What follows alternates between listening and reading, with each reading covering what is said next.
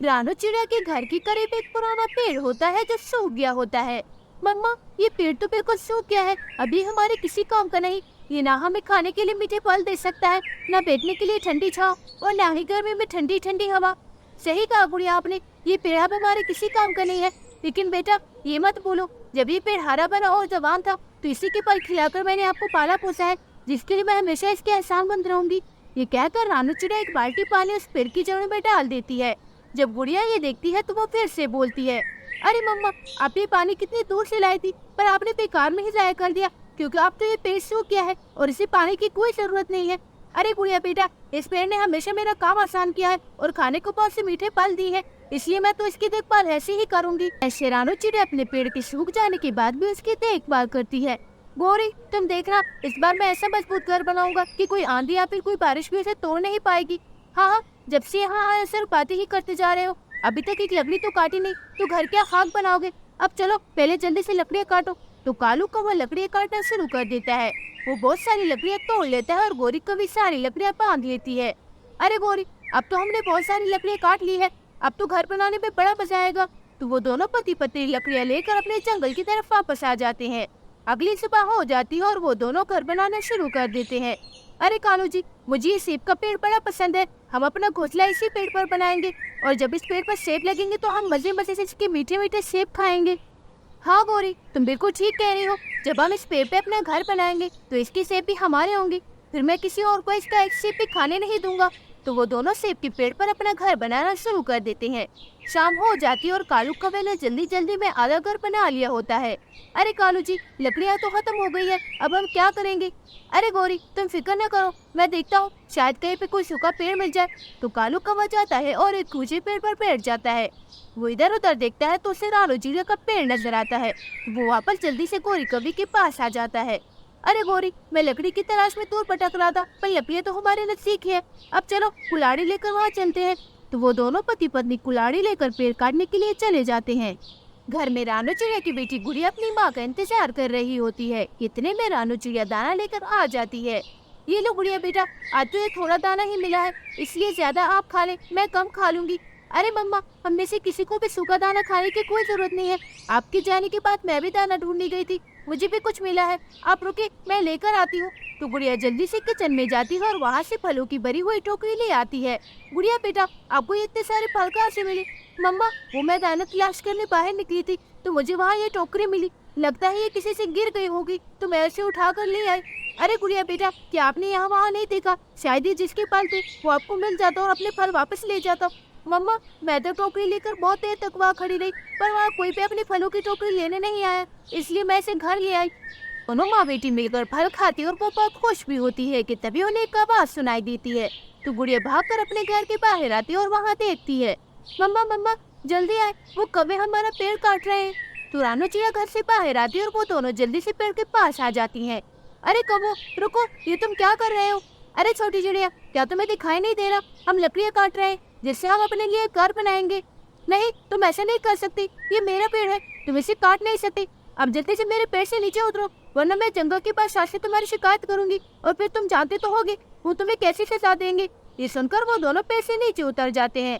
फिर गौरी कभी रानू चिड़िया से कहती है, क्यों छोटी चिड़िया, इस पेड़ में ऐसे क्या खास है जो तुम इतना भड़क गई।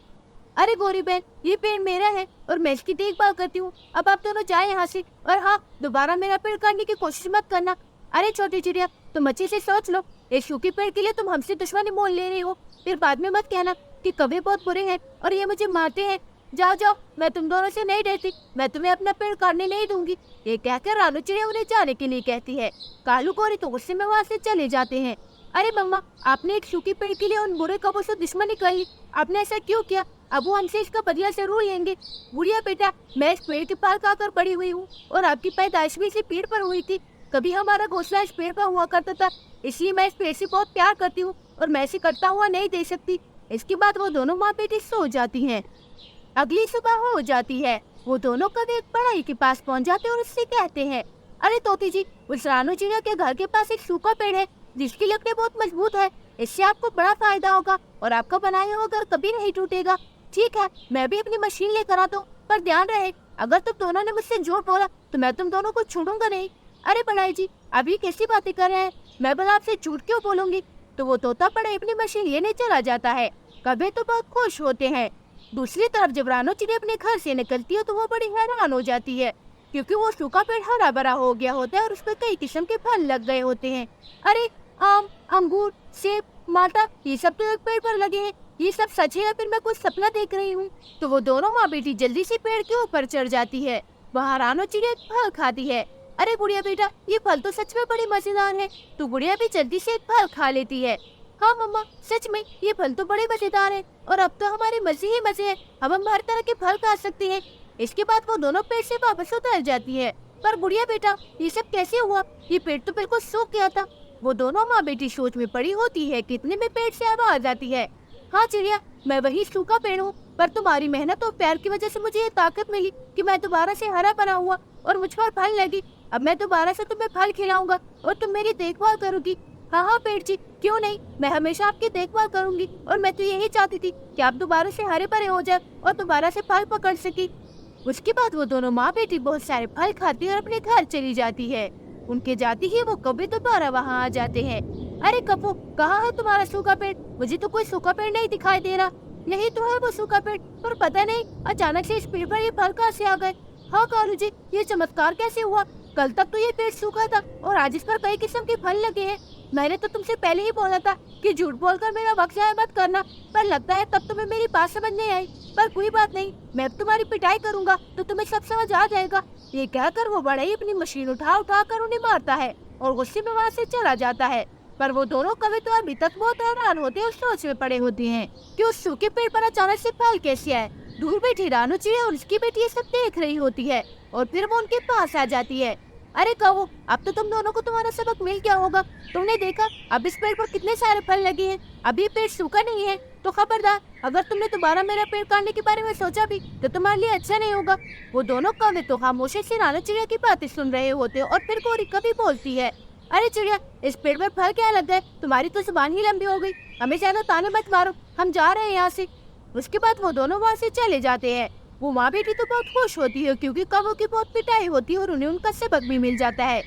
तो प्यारे दोस्तों, इससे हमें ये सीख मिलती है कि जानदार हो या फिर बेजान, ये सब हमारी जिंदगी का हिस्सा होते हैं, इसलिए हमें इन सब का ख्याल रखना चाहिए। अगर आपको मेरी ये वीडियो पसंद आई हो तो प्लीज़ लाइक, शेयर और सब्सक्राइब करके बेल आइकन के बटन को दबाना मत भूलिएगा। और हाँ, कमेंट भी ज़रूर कीजिएगा। धन्यवाद।